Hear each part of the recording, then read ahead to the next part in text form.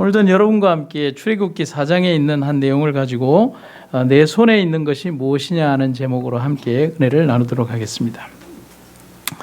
우리가 일반적으로 아는 모세는 강하고 능력 있고 위대한 선지자로 알고 있습니다. 물론 맞는 얘기입니다. 하지만 모세는 부르심을 받기까지 정말 많은 갈등과 두려움 속에서 자신감이 없어했던 사람이 바로 모세였습니다. 하나님의 부르심에 대해서 여러 가지 변명과 이유로 자신의 사명을 어떻게든지 받아들이지 않으려고 하는 연약성을 지닌 사람이 모세였습니다. 하지만 하나님은 그런 모세를 쓰시고자 하셨습니다. 그래서 끝까지 도망가려고 했던 모세나 끝까지 쫓아가서 그를 쓰시려고 했던 하나님이나 참 둘 다 대단하시다는 생각을 합니다. 그리고 끝내는 그를 쓰셨습니다. 그러한 하나님의 선택은 절대로 잘못된 선택이 아니었고 모세는 느보산 정상에서 잠들 때까지 40년의 세월을 하나님의 명령을 전달하는 선지자와 지도자로서의 삶을 살았습니다. 오늘 우리는 강하고 담대하고 백성을 통치하던 그 모세가 아니라 연약함 때문에 자신을 감추려고 했던 모세를 부르시는 하나님을 우리가 만나시게 되기를 간절히 바랍니다. 우리 역시도 얼마나 연약한 사람들인가. 재주도 없고 능력도 없고 모든 것이 부족한 우리지만 끝까지 포기하지 않으시는 하나님의 집요하신 사랑이 우리를 승리하게 만드는 것입니다. 모세를 부르신 것처럼 우리를 부르시는 하나님은 우리가 감당할 수 있는 힘을 먼저 주신다는 사실입니다. 여러분 믿으십니까? 그래서 서양의 신앙격언에 보면 이런 말씀이 있습니다. 하나님은 인간에게 이행할 능력과 시간을 주시지 않고는 업무를 맡기지 않으신다. 우리는 이 말을 공감하고 믿음으로 받아들일 필요가 분명히 있습니다. 우리가 하나님으로부터 부여받는 모든 사명과 일들은 하나님이 우리에게 주시는 능력 안에서 다 가능하다는 사실입니다. 내가 뛰어나서 하는 것이 아니라 하나님이 주신 능력의 그 달란트 때문에 가능하다는 사실입니다. 그래서 제자들을 둘씩 보내시면서 귀신을 쫓는 하늘의 권세를 먼저 주셨던 예수님의 제자들의 그 파송 현장을 먼저 생각해 볼 필요가 있습니다. 같이 한번 읽어볼까요? 시작. 12제자를 부르사 둘씩 보내시며 더러운 귀신을 제어하는 권능을 주시고 제자들이 나가서 회개하라 전파하고 많은 귀신을 쫓아내며 많은 병자에게 기름을 발라 고치더라. 아멘. 나에게 사명과 책임이 전달되기 전에 하나님은 우리에게 능력을 먼저 주시는 분임을 기억하도록 합시다. 비록 작고 연약한 우리의 모습이지만 세상을 이기기에는 하나님이 함께 하시면 절대로 연약하지 않다는 사실입니다. 그래서 우리의 주님께서 오늘 우리를 쓰신다. 주께서 쓰시겠다고 하라. 주가 쓰신다라고 하는 그 명령만큼 우리를 강하고 담대하게 만드는 것은 없다는 사실입니다. 이 체코의 수도 프라하의 광장에 동상이 하나 서 있습니다. 그 동상은 누구냐면 종교개혁의 아버지라고 하는 얀 후스 혹은 요한 허스라고 하는 저명한 순교자의 동상입니다. 그는 성경에 입각한 신앙 양심을 외치다가 로마 교황에게 화형을 당했습니다. 그런데 그의 동상 아래에는 그가 언제나 항상 얘기했던 네 마디의 말이 이렇게 새겨져 있습니다. 그 말은 이 말입니다. 여기 나와 있네요. 그렇습니다. 성실을 배웠다. 성실히 살았다. 성실을 사랑했다. 성실을 지켰다. 여러분 의미가 새롭게 와닿지 않습니까? 순교자의 가장 남겼던 위대한 말 가운데 하나가 바로 성실이라는 말입니다. 말하는 것도 생각하는 것도 믿음도 생활도 인격도 허스는 전부 다 성실이었습니다. 여기에서 말하는 요한 허스가 말하는 성실이란 후스의 성실은 하나님 앞에서의 정직과 불타는 신앙을 말하는 것입니다. 하나님 앞에서 성실한 사람, 그는 하나님의 능력과 기적을 이 땅에 이룰 수 있는 사람입니다. 허스와 같은 사람들, 그런 성실한 사람들, 부르심에 정직히 대답하고 부르심에 지체 없이 전진하는 그런 사람들이 되기를 간절히 바랍니다. 오늘 이 하나님의 그 질문에 대하여 두 가지로 한번 이렇게 답변이 되고 있습니다. 내 손에 있는 것이 무엇이냐 말하죠. 가로되 뭡니다? 지팡이입니다. 개역 성경에 보면 지팡이라는 표현이 나오지만은 킹제임스 번역 성경에 보면 그냥 막대기입니다라고 하는 표현이 나옵니다. 오늘 본문에 등장하는 모세의 이야기를 이어주는, 모세와 하나님의 이야기를 이어주는 물체가 하나 등장합니다. 그것은 뭐냐면 지팡이 혹은 막대기라고 하는 겁니다. 목자들이라면 누구나 하나씩은 가지고 있을 법한 흔한 그런 마른 막대기 하나가 모세와 하나님 사이에서 그 대화를 이끌어가는 가장 중요한 도구가 되고 있습니다. 모세는 자신의 손에 들린 것을 물으시는 하나님의 질문에 복선적으로 자신이 바로 이 막대기와 같은 존재고 능력도 없고 할 수도 없고 그런 무가치하고 생명이 없는 존재라고 표현하면서 막대기입니다, 그냥 지팡이입니다라고 대답을 합니다. 그러나 하나님은 그런 하찮은 지팡이를 통해서 그를 쓰시는 하나님의 섭리를 보여주고자 하시는 것입니다.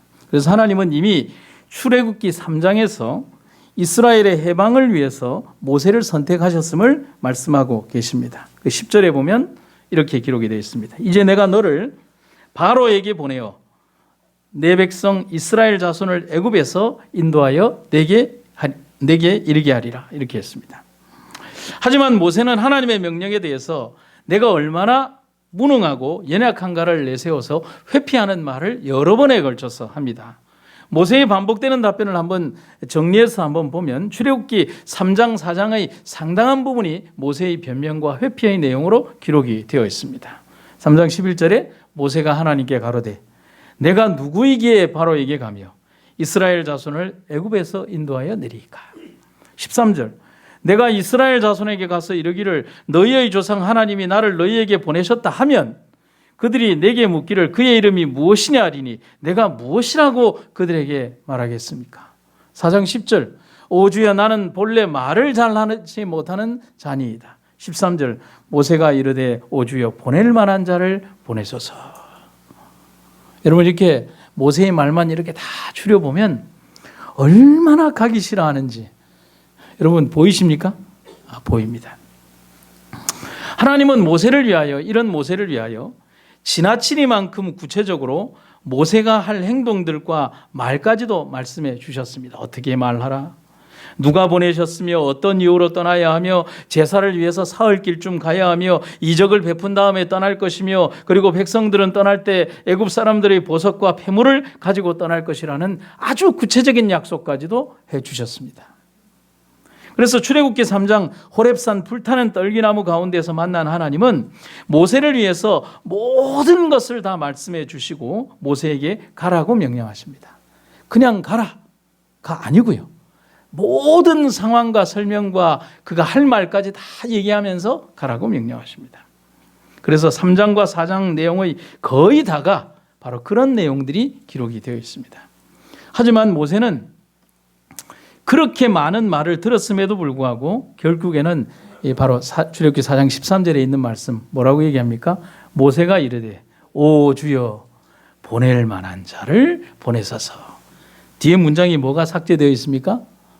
나는 아닙니다. 조금 더 얘기하면 왜 납니까? 골치 아픈데 왜 갑니까? 내가 40년 전에 뭘 하고 나왔는지 알면서 날 보고 가라 그럽니까? 입장 한번 바꿔 생각해 보시죠. 이런 많은 내용들이 그 가운데 삭제되어 있는 것입니다. 이 장면까지 이르면 우리는 지금껏 우리가 알고 있었던 모세가 아닌 전혀 다른 모세의 한 모습을 보게 됩니다. 가려고 하는 의지가 전혀 없고, 그래서 항상 생각과 판단 속에 부정적인 생각을 하고서 안 된다는 관념이 박혀 있는 사람이 지금의 모세입니다. 그래서 먼지 같은 틈만이라도 있으면 어떻게든지 누구를 설득하고요? 하나님을 설득하고 안 가려고 하는 그 대답이 그의 심중에 있습니다. 그가 대답한 말 가운데 지팡이입니다라고 말한 그 말도 안 되는 흔해 빠진 짝대기가 바로 모세 자신입니다. 여러분, 이 막대기로 뭘 하겠습니까? 하는 것입니다. 여러분, 하나님 저는 막대기입니다. 이 막대기로 뭘 하겠습니까? 라고 하는 것입니다. 그런데 하나님은 그런 막대기를 쓰겠다라고 하는 것입니다. 마른 막대기에 꽃이 피게 하고 열매가 내어서 너를 백성의 인도자로 그런 막대기 같은 존재를 써서 너를 인하여 이끌어 내겠다라고 하시는 것입니다. 그래서 탈무드의 한 교훈을 생각하면 이런 내용이 있습니다. 비싼 진주가 없어지면 이것을 찾기 위해 별다른 가치 없는 촛불이 사용된다. 진주가 아니라면 여러분 우리가 공통적으로 모세의 심정으로 돌아가세요. 예, 난 진주가 아닙니다. 아니면 진주의 가치가 못 된다면 진주를 찾는 촛불이라도 되어야 한다는 것입니다. 여러분 공감하십니까? 촛불이 안 된다면 여러분 여기에 있는 성냥이 안 된다면 그 화약을 묻히는 나무캡이라도 되어야 합니다. 하나님이 바라시는 것이 바로 그런 모습이라는 사실입니다. 여러분 우리가 그런 삶을 살기를 간절히 바랍니다. 하나님은 그렇지 못한 모세를 자포자기하고 자신을 하찮은 작대기로만 생각하는 모세 자신을 흔한 지팡이가 아닌 하나님이 쓰시는, 하나님이 사용하시는 지팡이로 만들고 계신 것입니다. 여러분 이게 모세에게만 해당되는 말이 아니라 여러분과 저희들 모두에게 해당되는 말임을 기억하시기를 간절히 바랍니다. 아주 수년 전에 마이클 그리피스라고 하는 아마존 밀림의 평화봉사단으로 이렇게 선교여행을 갔던 한 선교사의 한 경험이 있습니다. 그가 이제 아마존 밀림에서 정글에서 이렇게 그 밀림에 있는 원주민들을 위해서 여러 가지 봉사를 하는 가운데 숲속에서 뭔가를 하나를 주워왔어요. 나무로 깎아서 만든 배 모양의 이상한 그릇입니다. 바로 이겁니다. 아무리 봐도 뭔지 모르겠어요. 여러분들도 아시겠습니까? 모르겠어요. 그릇으로 쓰기에는 너무 길쭉하고 또 색깔도 이상하고 또 이렇게 한 일부분은 썩어서 변색이 되어 있었습니다. 더럽게 보여서 식기로 쓸 마음도 생기지 않아서 그리고 뭐 집안의 데코도 이상하고 그래서 문 밖에 버려놨더니만은 한 이틀쯤 지나니까 그걸 누가 가져갔네요. 그래서 그냥 잊어버렸습니다. 그 물건에 관해서는 내가 관심 있게 안 봤던 물건이고 가치 없는 물건이라고 생각했기 때문에 잊어버렸어요. 한 달 뒤 계곡에서 그 주변에 있는 마을 원주민들 전부 다 모이는 축제가 벌어지게 되었습니다. 그런데 마을의 한 소녀가 악기를 가지고 나와서 옛가락을 연주하는데 옛날 원주민들의 하프였습니다. 여러분 이 그림과 조금 전에 봤던 그림과 이 악기의 그림이 같습니까? 다릅니까? 같은 겁니다. 그리고 그는 두 번 놀랐습니다. 그 뭐냐면 자기가 이렇게 필요 없다고 생각해서 전혀 용도를 몰랐던 그 물건이 바로 하프였다는 사실에 놀랐고 그 다음에 그 하프통이 이제는 그 누군가가 가져가서 이렇게 나무도 새로 박고 이렇게 줄을 연결해서 썼는데 자기가 버렸던 그 쓸모없는 그 조각을 이 아이가 들고 가서 악기로 연주하는 것을 보고 두 번째 놀란 겁니다. 그게 자기가 버린 것이었어요. 그래서 그는 이 그리피스는 이 광경을 보면서 굉장히 어떤 신선한 충격을 받게 되었습니다. 그래서 그가 나중에 본국으로 돌아와서 수필을 썼는데 그 수필의 한 내용의 그 제목이 바로 이 제목입니다. 언제 너의 창조자로 그의 음악을 너를 통해서 연주시킬 것인가? 여러분 잘 한번 이 문장을 기억해 보시기 바랍니다. 언제 너의 창조자로 그분의 음악을 너를 통해 연주시킬 것인가? 여러분 아멘입니까? 우리의 오늘이 주님의 손에 들려진다면 분명히 우리의 가정이나 교회나 사회는 다른 결과를 맞이할 것입니다. 여러분 주께서 쓰시게 하기를 간절히 바랍니다. 주님이 우리를 쓰실 때 우리의 존재 가치는 지금의 존재 가치에 멈추는 것이 아니라 우리가 상상하거나 측량할 수 없는 하나님의 능력의 손에 이끌린다는 사실을 우리는 절대로 잊어버려서는 안 됩니다. 두 번째로 하나님이 명령하십니다. 이 지팡이를 손에 잡으라. 출애굽기 4장 17절에는 하나님께서 이런 말씀을 하십니다. 너는 이 지팡이를 손에 잡고 이것으로 이적을 행할지니라. 모세의 손에 들렸던 지팡이는 그냥 막대기에 불과했지만 하나님이 그 막대기를 사용하신 후에 그 막대기는 그냥 평범한 나무가 아니었습니다. 능력을 행하는 지팡이가 되었습니다.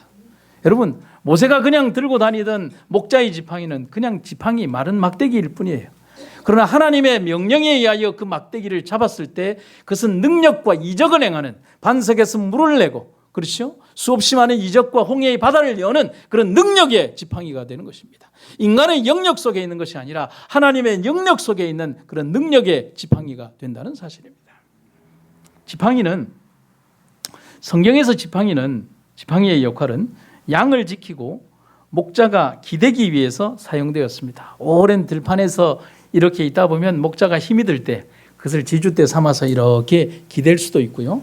또 목자가 이렇게 가지고 있는 지팡이의 아래쪽에는 날카롭게 창끝이 달려 있어서 늑대나 이리들이 달려들 때 그것을 가지고서 이렇게 들짐승들과 이렇게 전투를 벌일 때도 그렇게 하는 것입니다.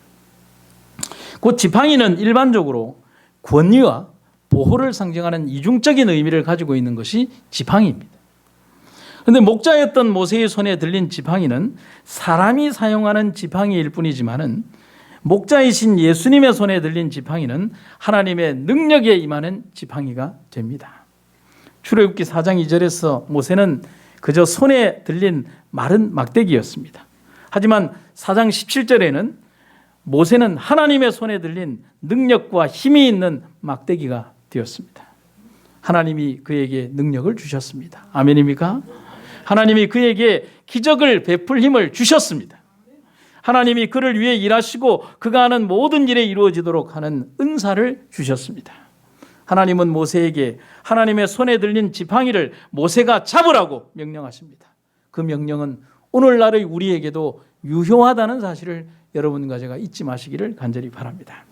그리고 뭐라고 명령하십니까? 이것으로 기적을 행하라. 아멘. 하나님의 능력이 오늘 우리들에게 임했습니다.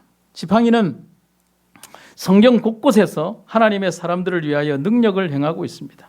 그래서 민수기 20장 11절에 보면 그 지팡이를 가지고 반석을 쳐서 물이 나게 하는 역사와 기적이 일어나게 합니다. 그리고 시편 23편 4절에서는 뭐냐면 백성들을 인도하는 막대기가 되고 있습니다. 주의 지팡이와 막대기가 나를 안위하시나이다. 에스겔서 37장 16절과 17절에는 백성을 향한 예언을 이야기할 때 바로 이 지팡이가 사용되고 있습니다. 포로된 백성들의 미래를 보시면서 그들의 회복과 화합을 예언하시면서 이 막대기가 사용되고 있는 것입니다. 그리고 출애굽기 4장 3절에서 하나님은 하나님의 이적으로 지팡이는 뭐로 변하느냐 하면 뱀으로 변합니다. 그런데 하나님은 모세에게 뱀을 잡으라고 명령하십니다. 여러분 뱀 잡아보신 적 있으십니까? 예. 우리 장로님은 안 해보신 게 없으세요. 예. 예. 어린이 설교도 잘하시고 뱀도 잡으시고 예. 예. 여러분 이 지금 뱀의 하나님께서 명령하시는 것 가운데 우리의 일반적인 상식과 반대되는 많은 것들이 있습니다. 젖붙임의 비유도 보면 우리들이 알고 있는 일반적인 원칙과는 반대입니다. 그리고 뱀을 잡을 때 여러분 뱀의 어디를 잡아야 되냐면 머리를 잡아야 합니다. 꼬리를 잡으면 어떻게 될까요? 너 잘 만났다 그러고 물습니다. 예전에 제가 시골에서 목회를 할 때 이제 대근이라고 하는 저보다 나이가 많은 이제 연령은 좀 떨어지는 그런 분이 있었습니다. 근데 이분이 이제 시골에서 뱀을 잡으면 여러분 수입이 있어요. 갖다 팔면은 5,000원도 주고 10,000원도 주고 그러거든요. 근데 이 친구가 논에서 뱀을 잡고 너무 좋아가지고 이렇게 이제 그것을 어디에 넣었냐면 양파망에 넣고 이렇게 좋다고 신나가지고 하니까 뱀이 독이 바짝 올라서 양파망을 뚫고 여기를 탁 물어버렸습니다. 그런데 그게 독사였습니다.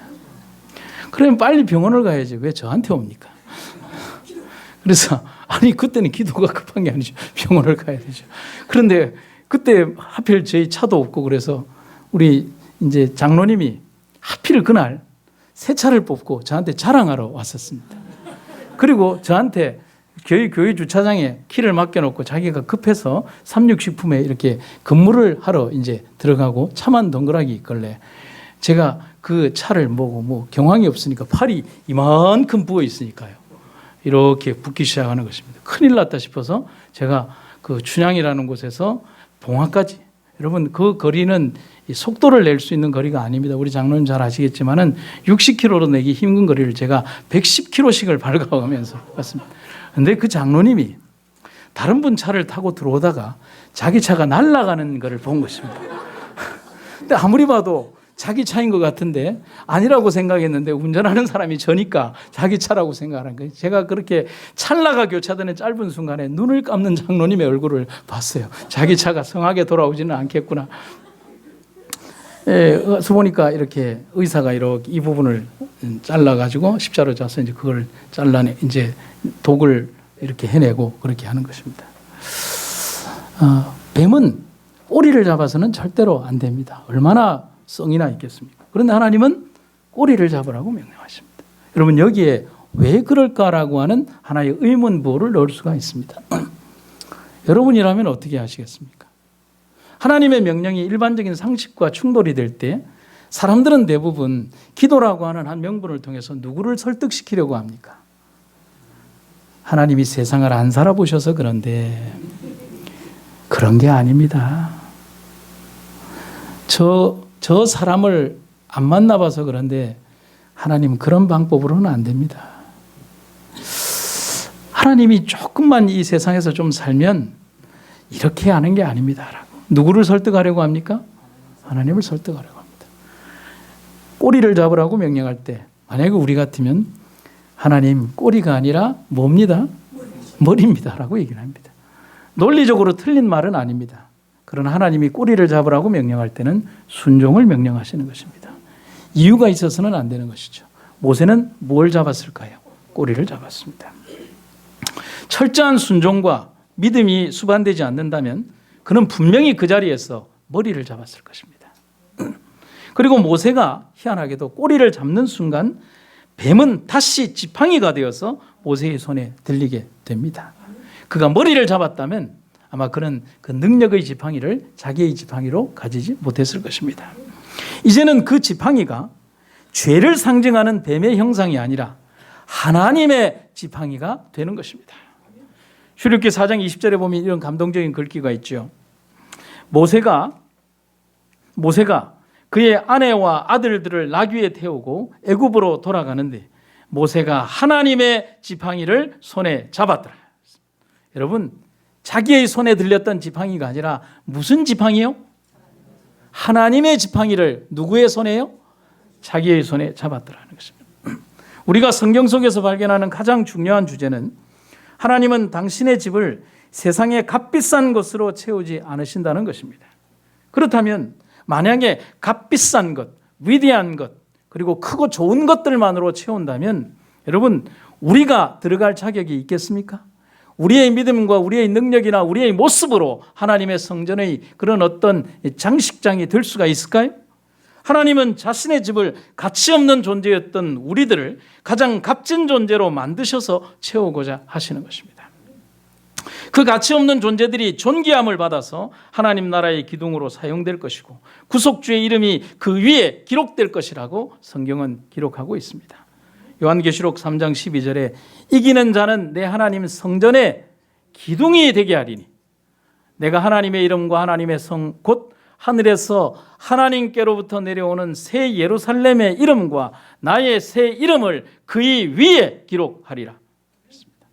사랑하는 성도 여러분, 저 역시도 이 반열에 동참합니다. 지팡이가 됩시다. 그냥 지팡이가 아닌 하나님의 손에 들린 능력의 지팡이가 됩시다. 아무런 의미 없는 작대기가 아니라 기적을 행하는 지팡이가 됩시다. 반석을 쳐서 물을 내고 홍해를 쳐서 물을 가르고 그 다음에 백성들을 생수의 강으로 인도하는 지팡이가 됩시다. 그런 쓰임을 받는 바로 막대기가 되기를 간절히 바랍니다. 사랑하는 우리 성도들에게 우리들 앞에 펼쳐져 있는 1년이라는 또 다른 시간들이 주어지는 이 아름답고 행복한 시간, 우리는 어떤 삶을 살아야 될 것인가에 대한 깊은 선택의 시간에 있다는 사실인 것입니다. 그저 이 세상에서 그냥 그런 삶을 살기 위하여 살아가는 마른 막대기가 아니라 하나님의 생명의 강에 생수를 가지고 그리고 반석을 여는 그런 능력의 지팡이들이 되기를 간절히 바랍니다. 한 얘기를 좀 들려드리도록 하겠습니다. 독일의 어느 작은 마을에 실력은 있지만 너무 가난한 피아니스트가 있었습니다. 그가 피아노 독주회를 앞두고 있었는데 아무리 생각해도 자신 같은 무명의 피아니스트 독주회에 사람들이 와줄 것 같지가 않았습니다. 자기는 너무 무명이었거든. 그래서 어떻게 할까 너무 고민이 되다가 청중을 모으기 위해서 그가 올바르지 않은 방법을 선택하게 됩니다. 당시 가장 유명한 음악가이자 피아니스트였던 프란츠 리스트의 제자라고 자신의 프로필에 소개를 한 겁니다. 왜 그렇게 했냐면 프란츠 리스트는 너무나 유명해서 이 자그마한 말에 올 일도 없고 그 다음에 뭐 인터넷이 있어서 뭐 신원조회를 할 수도 없는 그런 상황이니까 그렇게 하니까 사람들의 반응이 뜨거워지기 시작하는 것입니다. 그 사람의 이름은 몰라도 뭐라고 얘기하는 겁니까? 리스트의 제자래라고 하는 것입니다. 그런데 인생살이란 그렇게 만만하지가 않죠. 정말 생각지 않았던 일이 벌어진 것입니다. 공교롭게도 연주회가 있기 전날 그 유명한 프란츠 리스트가 이 마을을 방문했던 것입니다. 이 무슨 운명의 장난일까요? 이 피아니스트는 너무 고민에 빠져버린 것입니다. 리스트도 분명히 포스터를 볼 테고 그리고 당장에 자기의 거짓말이 드러날 텐데 어떻게 할까? 그냥 뜬 눈으로 밤을 새면서 눈물을 쏟으면서 후회를 하다가 이미 엎질러진 물이잖아요. 그래서 리스트를 찾아갔습니다. 그리고 이렇게 고백을 했습니다. 선생님, 용서해 주십시오. 저는 고아 출신으로 너무 어려운 가운데 피아노 공부를 했습니다. 많은 사람들 앞에서 연주회를 하고 싶은 욕심에 이번 피아노 독주회를 정말 어려움 가운데 준비를 하면서 너무나 걱정이 되어서 선생님 이름을 도용하는 그런 잘못을 저지르고 만났습니다. 내일 사람들 앞에서 모든 것을 밝히고 연주회를 취소하도록 하겠습니다. 여러분 참 양심적으로 그렇게 했죠. 리스트가 이 얘기를 듣다가 이런 얘기를 합니다. 당신은 정말 큰 실수를 했군요. 그러나 누구나 실수는 할 수 있는 법입니다. 그래요. 내 제자라고 했으니 그럼 당신의 피아노 연주는 한번 들어봅시다. 내 앞에서 피아노가 있으니 한번 연주해 보십시오. 여러분 얼마나 떨렸겠습니까? 의외의 제안에 피아니스트는 벌벌 떨면서 연주를 했습니다. 리스트는 연주를 들으면서 간간히 여기를 고치세요. 여기는 너무 힘이 들어갔네요. 그 부분은 조금 더 빠르게, 그 부분은 조금 더 힘있게, 뭐 이런 식으로 몇 마디에 몇 군데를 바로잡아주면서 우리가 흔히 하는 즉석 레슨을 했습니다. 이 짧은 한두 시간의 시간이 끝나고 난 다음에 프란츠 리스트가 이런 얘기를 합니다. 이제 잠시라도 내가 당신을 가르쳤으니 이제 당신은 내 제자입니다. 그리고 내일 연주회에서 마지막 곡은 제가 연주하면 어떨까요? 그리고 이렇게 홍보하십시오. 마지막 곡을 나의 스승인 리스트가 직접 연도한다고 소개해 주시지 않겠습니까? 저는 이야기를 읽으면서 너무나 큰 감동을 받게 되었습니다. 물론 이 피아니스트의 연주회는 너무나 훌륭하게 끝이 났고 이 피아니스트는 훗날에 훌륭한 연주가가 되었습니다.